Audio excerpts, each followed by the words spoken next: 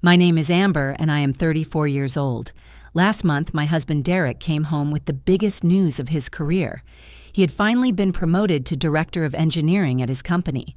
I spent the entire day preparing his favorite meal, bought champagne, decorated our dining room. I wanted to celebrate the man I had supported for 12 years. But instead of gratitude, Derek looked at me across that candlelit table and said words that shattered everything. "You know, without my salary, you would be nothing. You are basically a freeloader living off my hard work." 12 years of sacrifice. 12 years of managing our home, raising our children, supporting his dreams. And he called me a freeloader. Before I tell you what I did next, I want to know where you are watching from today. Drop your location in the comments below. If you have ever felt unappreciated by someone who should value you most, hit that like button right now. And please subscribe, because what happened next changed our marriage forever. To understand why that one sentence destroyed everything I need to take you back to where our story began. I grew up in a sun-baked suburb on the outskirts of Phoenix, Arizona, the kind of place where summer temperatures regularly climbed past 110 degrees, and everyone knew to stay indoors during the hottest hours of the afternoon. Our neighborhood was filled with identical stucco houses in varying shades of beige and terracotta, each one with a small patch of desert landscaping that required minimal water and even less attention. My father, Thomas, worked as a mechanical engineer at a manufacturing plant about 30 miles from our home. He left before sunrise every morning and returned after sunset most evenings, but weekends belonged to our family. He taught me to ride a bike in our quiet cul-de-sac, helped me build birdhouses in the garage, and instilled in me a belief that hard work could accomplish anything. My mother, Barbara, taught 4th grade at the elementary school I attended. She was the kind of teacher every child adored, patient and creative with a gift for making learning feel like an adventure. At home, she ran our household with quiet efficiency, managing everything from meal planning to bill payments to coordinating 3 children's complicated schedules of sports and activities. I was the eldest of 3, followed by my brother Kevin and my sister Lauren. As the firstborn, I naturally assumed responsibility helping my mother with chores, watching my younger siblings mediating their arguments. I learned early that taking care of others was simply what you did when you loved them. My parents had a strong marriage built on partnership.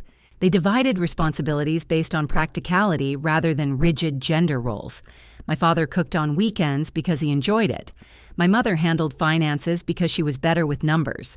They made decisions together, respected each other's contributions, and never once did I hear either of them diminish the other's value to our family. I absorbed these lessons without realizing it, assuming that all marriages work this way. That partnership meant equality. That love meant appreciation. That support was mutual and unconditional. That assumption would eventually collide painfully with reality. I discovered my passion for landscape architecture during a summer internship between my junior and senior years of high school. A family friend who owned a landscaping company let me shadow his design team, and I was immediately captivated by the way they transformed ordinary spaces into living works of art. The combination of creativity and practicality appealed to something deep inside me. I enrolled at Arizona State University with dreams of becoming a landscape architect. I threw myself into my studies, earning excellent grades, building a portfolio of designs, imagining the day I would have my own firm creating beautiful outdoor spaces for homes and businesses across the Southwest. Derek entered my life during the 2nd semester of my junior year. We met at a coffee shop near campus where I was studying for an exam. He sat down at the table next to mine, and we started talking about nothing in particular classes and career plans and favorite restaurants in Tempe. He was studying computer science, brilliant and ambitious with dark eyes that crinkled when he laughed and an infectious enthusiasm for technology that I found utterly charming. Our courtship was a whirlwind. Within weeks, we were spending every free moment together. Derek talked constantly about his plans for the future, the startups he wanted to join, the innovations he wanted to create, the success he knew was waiting for him. His confidence was magnetic. He made me believe that anything was possible when two people loved each other enough. By the time we graduated, Derek and I were inseparable. He had job offers from several companies, but the most exciting opportunity came from a small tech startup in Austin, Texas. The salary was modest, but the potential for growth was enormous. Derek was convinced this was his path to success. There was just one complication. I had been offered an internship at a prestigious landscape architecture firm in Phoenix. It was exactly the opportunity I had worked toward for 4 years, a chance to learn from some of the best designers in the region while building my professional reputation. Derek asked me to come to Austin with him instead. He proposed marriage with a simple gold ring and a speech about building our future together. He promised that once he established himself, I could pursue my career anywhere I wanted. He painted a picture of a life filled with adventure and success and love. I said yes. I called the landscape architecture firm and declined their offer. I packed my belongings into boxes and drove across the desert to a city I had never visited, following a man I had known for barely a year, trusting that love would make everything work out in the end. Looking back, I can see how naive I was. But at 22, with a heart full of hope and a head full of dreams, I believed every promise Derek made. Austin was nothing like Phoenix. The humidity clung to my skin like a wet blanket, and the landscape was lush and green in ways I had never experienced. I found the city beautiful but disorienting, a stranger in a strange land trying to build a new life from scratch. Derek started his job at the startup, immediately working long hours that stretched from early morning until late at night. The company was in its growth phase, demanding total commitment from everyone on the team. Derek threw himself into the work with characteristic intensity, often coming home after midnight, only to leave again before dawn. I searched for jobs in landscape architecture, but found the field in Austin vastly different from what I had studied in Arizona. The climate, the plant species, the design aesthetics, everything required knowledge I did not possess. The few firms willing to consider me offered entry-level positions that barely paid enough to cover rent, let alone contribute meaningfully to our finances. Meanwhile, we needed income to survive. The startup was paying Derek, but not generously, and Austin's cost of living was higher than we had anticipated. I took a job as an administrative assistant at a real estate development company, answering phones, scheduling meetings, filing paperwork. It was not the career I had imagined, but it paid the bills while Derek built his future. I told myself this was temporary, that I was investing in our partnership, that my turn would come eventually. The months stretched into years. Derek's startup gained traction. He received promotions and raises.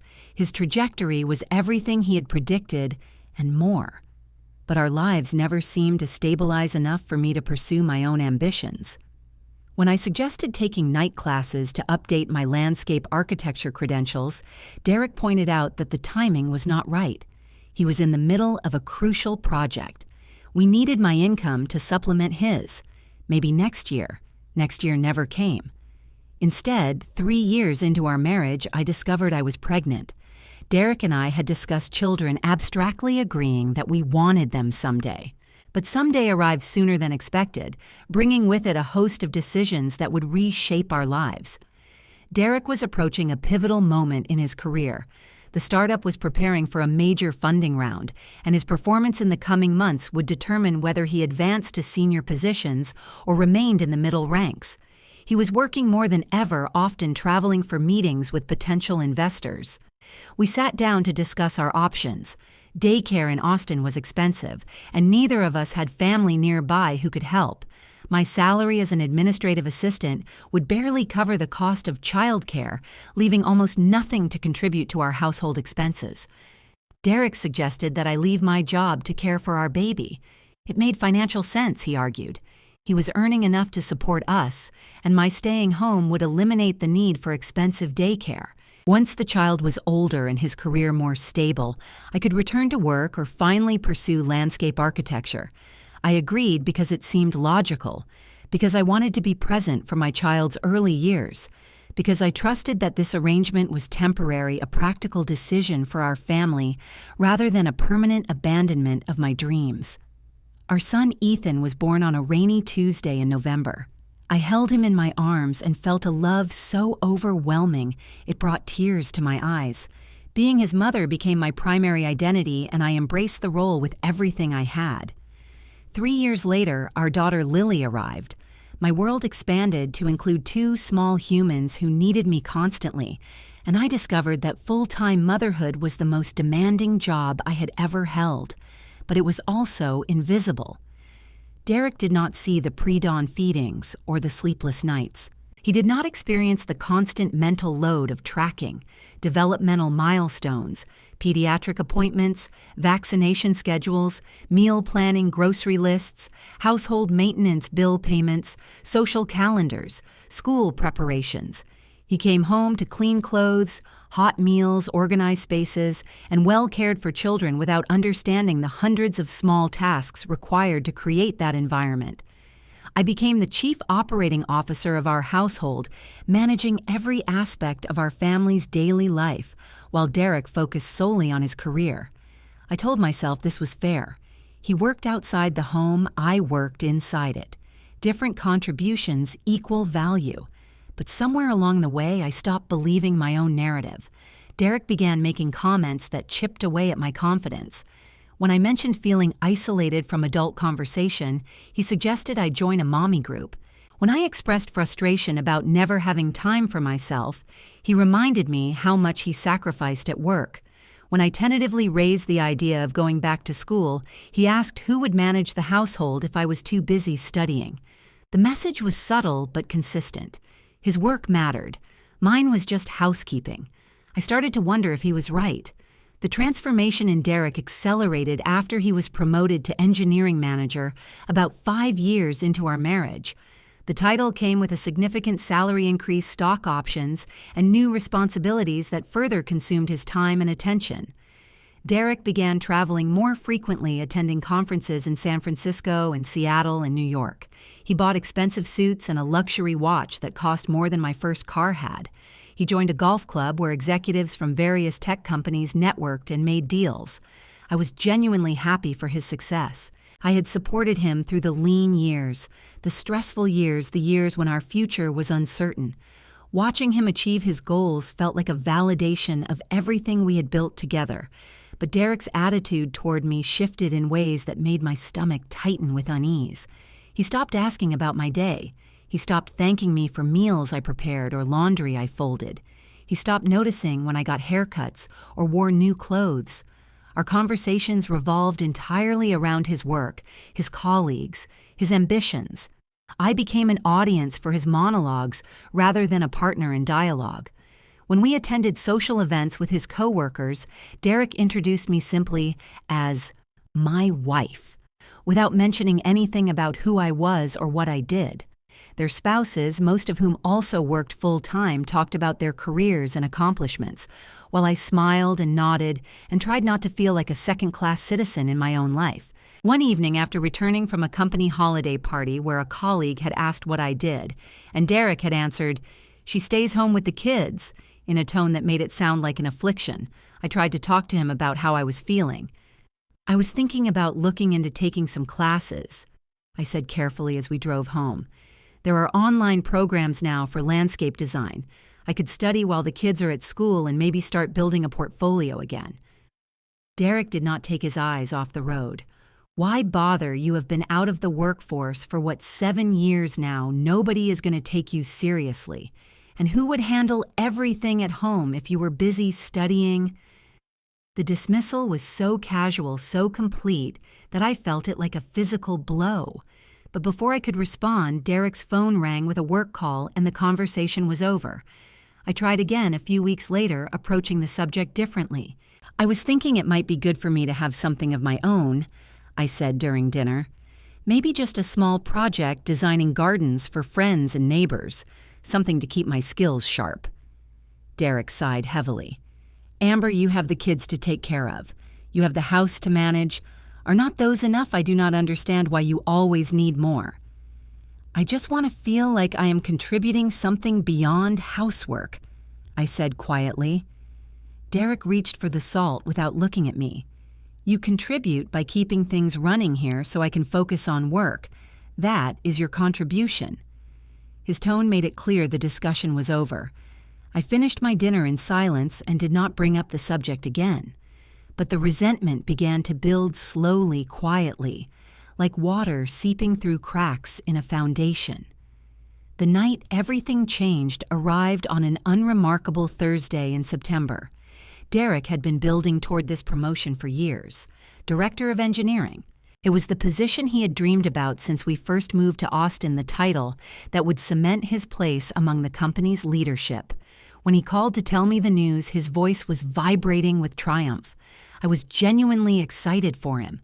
Despite everything, despite the growing distance between us and the dismissive comments that stung more than he knew, I still loved this man. I still remembered the ambitious young graduate who had swept me off my feet, who had promised me a future full of possibility. A part of me hoped that this milestone would satisfy whatever hunger drove him, that success would bring him back to the person he used to be. I decided to make the announcement special. I hired a babysitter for the evening so Ethan and Lily would not interrupt our celebration. I spent hours preparing Derek's favorite meal, a complicated beef Wellington that required precise timing and multiple stages of preparation. I bought an expensive bottle of champagne and set the table with candles and our wedding china that rarely left the cabinet. Derek arrived home later than expected, around 8:30. He was already slightly drunk from celebrating with colleagues at a bar near the office, his cheeks flushed and his eyes glassy. But he seemed pleased by the effort I had made, commenting approvingly on the table setting and the champagne. We sat down to eat, and Derek talked nonstop about the promotion, the new responsibilities, the salary increase, the respect he had earned from his peers.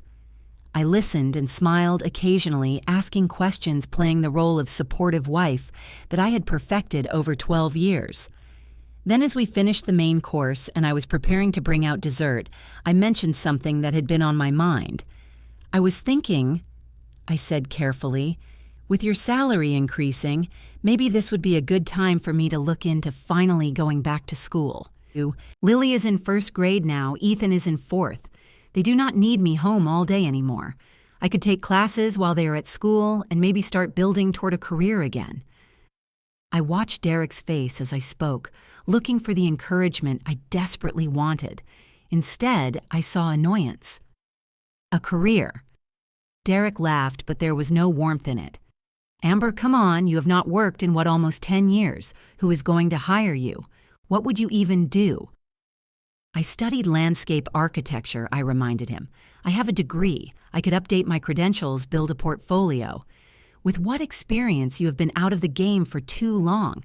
Face it, without my salary, you would be nothing. He poured himself more champagne, oblivious to the devastation his words were causing. You are basically a freeloader living off my hard work. Everything we have, this house, these nice things, the kids' schools, it is all because of me. The word hit me like a slap across the face. Freeloader. I sat frozen in my chair, dinner congealing on my plate, watching my husband continue to drink and talk as if he had not just reduced 12 years of my life to a single insulting word. Everything I had sacrificed, the career I had abandoned, the degree I had never used, the lonely years of motherhood while he traveled and networked and climbed the corporate ladder, the thousands upon thousands of invisible tasks that kept our household running while he took all the credit. Freeloader. I excused myself from the table, claiming a headache. Derek barely noticed my departure, absorbed in his phone and his champagne and his self-congratulation. I walked upstairs to our bathroom, locked the door, and stared at my reflection in the mirror. The woman looking back at me was 34 years old. She had laugh lines around her eyes and a few strands of gray in her brown hair. She was wearing a dress she had bought specifically for this dinner, hoping her husband would notice and compliment her. He had not. She was also shaking with a rage she had suppressed for far too long. I did not sleep that night. Long after Derek had passed out in our bed, I lay beside him, staring at the ceiling, my mind churning through years of accumulated grievances. Every dismissive comment, every ignored request, every moment when I had been treated as less than equal in my own marriage. By morning, I had made a decision. If Derek thought I was a freeloader, if he truly believed I contributed nothing to our family, then I would show him exactly what nothing looked like. I would step back from everything I did and let him experience life without my invisible labor. He wanted to be the sole provider, fine. He could provide for everything, including all the tasks he had never even realized I was handling. I began implementing my plan the very next day, though I was careful to be subtle about it. Direct confrontation would only lead to an argument, apologies that meant nothing, and a return to the status quo. I needed Derek to experience the consequences of his words to truly understand what I contributed before he could appreciate its value. The first step was financial separation. I had been managing our household finances for years, paying bills, tracking expenses, maintaining our budget. Derek signed checks occasionally and glanced at statements when I put them in front of him, but he had no idea how the complex machinery of our financial life actually operated. I opened a personal checking account at a different bank, transferring a modest sum from our joint savings. This was money I was legally entitled to as a spouse, enough to give me independence without raising immediate alarms. I also scheduled a consultation with a divorce attorney, not because I was certain I wanted to end my marriage, but because I needed to understand my options.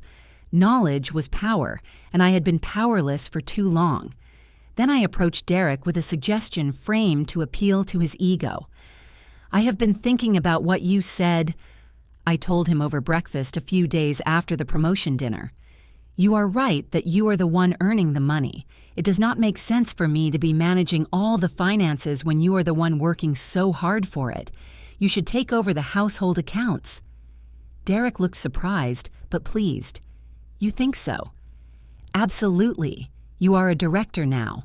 Managing a household budget should be easy compared to what you do at work." He agreed, immediately flattered by my confidence in his abilities. I spent the next few hours walking him through our financial life. The mortgage payment due on the 1st of every month, the car payments on the 15th, the utilities on various rotating schedules, the insurance premiums, the credit cards, the kids' activity fees, the subscriptions, the recurring charges, the irregular expenses that popped up without warning. I gave him passwords and login credentials for every account. I showed him where I kept the files and folders that tracked everything. I handed over the mental load I had been carrying for years and watched him absorb it with the confidence of someone who had no idea what he was getting into. "This seems pretty straightforward," Derek said when I finished. "I do not know why you made it sound so complicated." I smiled and said nothing. The second phase of my plan involved the countless daily tasks that kept our household functioning, the invisible labor that Derek took entirely for granted. I stopped doing anything that directly benefited him and only him. I continued caring for the children because they were innocent parties who should not suffer for their father's failures. I cooked for them, helped with homework, drove them to activities. But I no longer cooked dinner for Derek. I no longer did his laundry.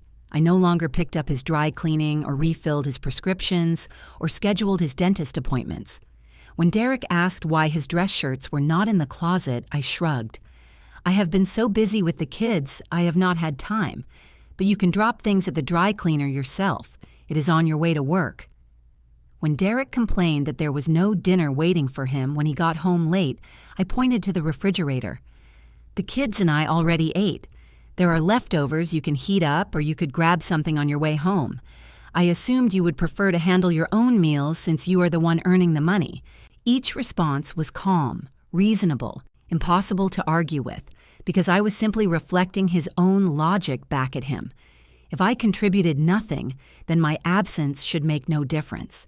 If everything came from his hard work, then he should be perfectly capable of managing without me.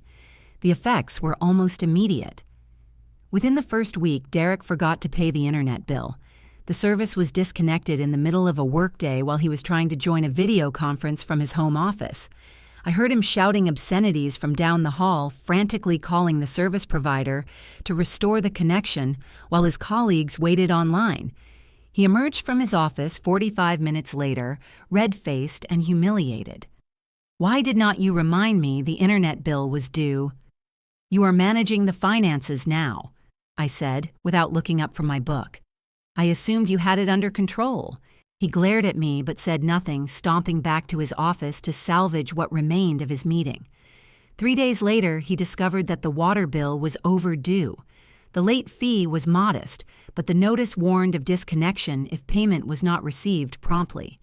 Derek paid it in a panic, then spent an hour going through the stack of envelopes I had left him, trying to determine what else he had missed. The mortgage payment was next. It was due on the 1st of the month, and Derek did not realize until the 3rd that he had forgotten to schedule the transfer. Our lender charged a substantial late fee and sent a warning letter about the impact on our credit rating. Derek was furious. "Why did not you say something?" he demanded. "You knew this was due." "I gave you all the information when you took over the finances," I replied calmly. "It was in the folder clearly labeled. Managing a household budget should be easy compared to what you do at work. Those were your words." His jaw tightened, but he had no response to that. The chaos expanded beyond finances. Derek forgot about Ethan's parent-teacher conference until the school called asking where we were. He did not realize Lily needed new sneakers until she complained that her feet hurt, at which point he had to scramble to a shoe store during his lunch break. He missed the deadline to register Ethan for summer soccer because he did not know registration existed. Each failure chipped away at his confidence. Each oversight revealed another piece of the invisible structure I had been maintaining without acknowledgement or appreciation. Meanwhile, Derek's performance at work began to suffer. He was distracted during meetings, checking his phone for bill reminders and appointment notifications. He left early several times to handle household emergencies, earning raised eyebrows from colleagues who expected more from a new director. His boss mentioned concern about his focus during a one-on-one meeting. The man who had called me a freeloader was drowning in responsibilities I had managed effortlessly for years. I watched without intervening. I offered no help, no reminders, no rescue. When he asked questions, I answered briefly and directed him to the information I had already provided. When he complained about being overwhelmed, I reminded him that I had handled all of this while also raising 2 children, keeping house, and supporting his career. "I must have been doing something wrong," I said mildly, "since you seem to think it was not real work." The confrontation came 3 weeks into my experiment. Derek came home after a particularly brutal day, having been reprimanded by his supervisor for missing an important deadline because he was on the phone sorting out a billing error with our health insurance company. He stormed into the living room where I was helping Lily with her reading. "This is ridiculous," he shouted. "I cannot do my job and manage all of this household stuff. It is impossible." I sent Lily upstairs to play, then turned to face my husband. "You cannot do it, or you do not want to." What is that supposed to mean? I mean that I did all of this for 12 years, while also raising your children, maintaining your home, supporting your career, and receiving nothing in return except criticism. You told me I was a freeloader. You said I contributed nothing, so I stopped contributing, and suddenly it is impossible.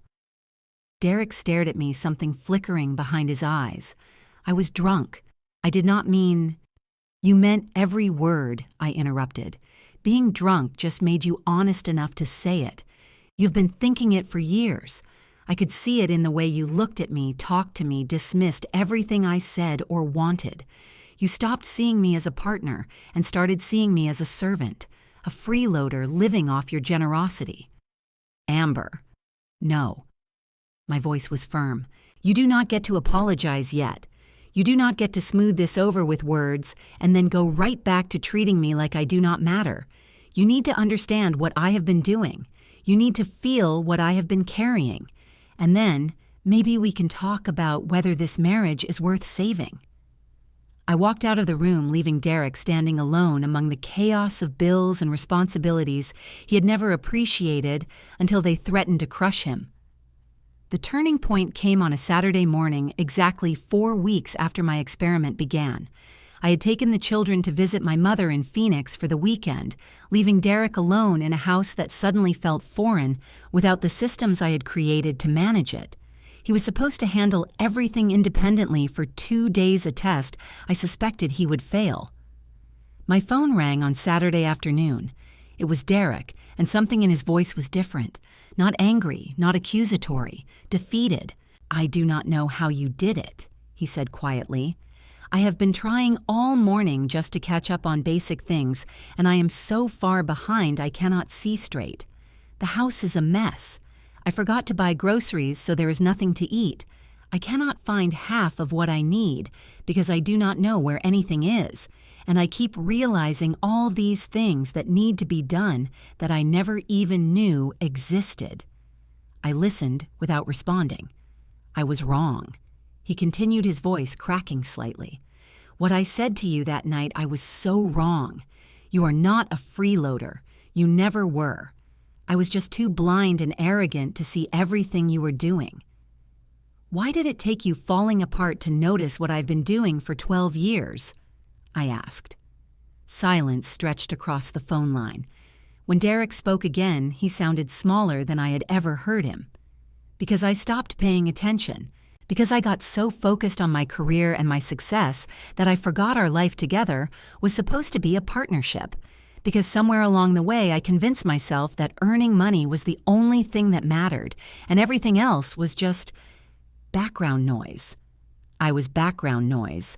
I did not mean. But that is how you treated me. That is exactly how you treated me." More silence. "I know," Derek finally said. "And I am so sorry, Amber. I know those words are not enough. I know I have to show you, not just tell you. But I need you to know that I see it now. I see what you have been doing, and I understand why you did what you did."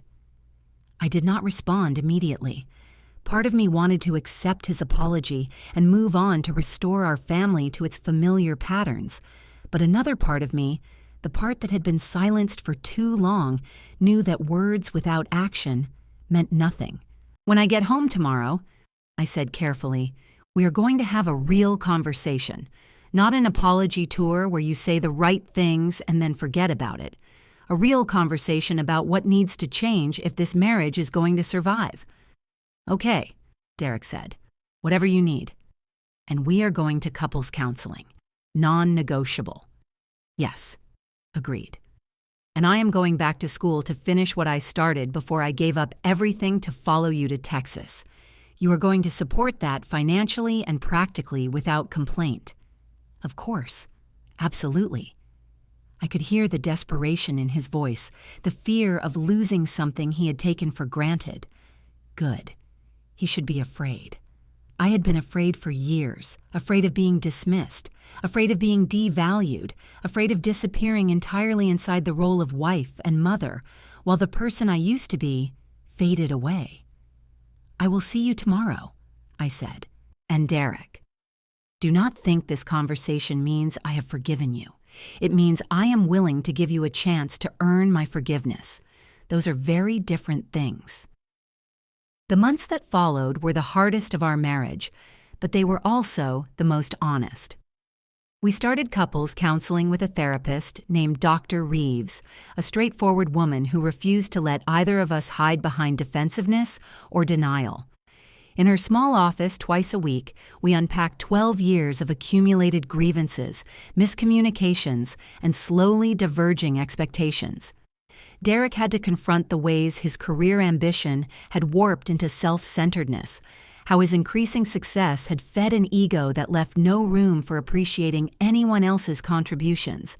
He had to acknowledge the countless small cuts he had inflicted with dismissive comments and ignored suggestions, wounds I had absorbed silently, rather than rock the boat of our life together. I had to confront my own patterns, the conflict avoidance that had allowed problems to fester, the martyr complex that let me accumulate resentments instead of addressing them, the way I had lost myself so completely in supporting Derek that I no longer knew who I was outside of that role. The work was painful and exhausting. There were sessions where we shouted at each other and sessions where we wept together. There were nights when the silence in our bedroom felt insurmountable and mornings when tentative reconciliation offered hope. Slowly, painfully, we began to rebuild. Derek made changes that were concrete and sustained, not performative gestures designed to placate me. He took over meal planning and grocery shopping for half the week. He learned to manage the household finances we now split equally. He committed to being home for dinner at least 4 nights a week, leaving his office at a reasonable hour, regardless of what was happening at work. More importantly, he started listening. Really listening. When I spoke, he put down his phone and made eye contact. When I expressed frustrations or desires, he engaged with them rather than dismissing them. When I told him about my hopes for returning to landscape architecture, he asked questions and offered support rather than reasons why it would never work. I enrolled in an online certification program to update my landscape design credentials. The coursework was challenging, especially combined with parenting responsibilities, but I approached it with an energy I had not felt in years. Every assignment submitted, every skill learned, brought me closer to the person I had been, before I sacrificed my dreams for someone who did not appreciate the sacrifice. Within 6 months, I had completed the certification and started building a portfolio. I began with small projects designing gardens for neighbors and friends who wanted to update their outdoor spaces. Word spread, and soon I had more requests than I could handle.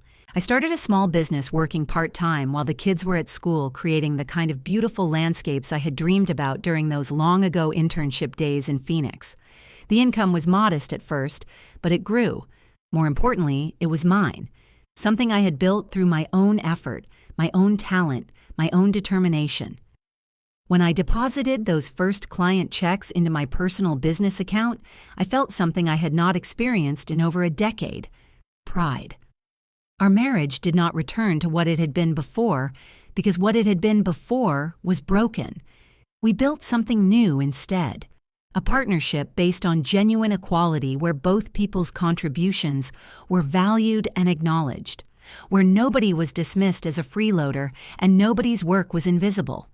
Derek and I divided household responsibilities more equitably. We made decisions together rather than having one person dictate and the other comply. We learned to communicate openly about frustrations before they festered into resentments. We scheduled regular conversations to check in on each other's needs and adjust our arrangements as circumstances changed. Our children noticed the difference. Ethan and Lily saw their parents working together as a team, modeling respect and partnership rather than hierarchy and resentment. They saw their mother pursuing her own goals while still being present for them. They saw their father contributing to household labor without complaint or martyrdom.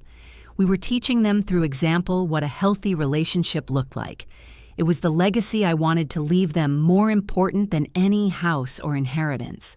It has been 18 months since that terrible dinner when Derek called me a freeloader. I am 35 now, sitting in the studio I designed and built in our backyard, surrounded by plans and samples and photographs of completed projects. My business has grown beyond anything I imagined when I started. I have 3 regular clients and a waiting list of referrals. Last month, a local magazine featured one of my designs in their home and garden section.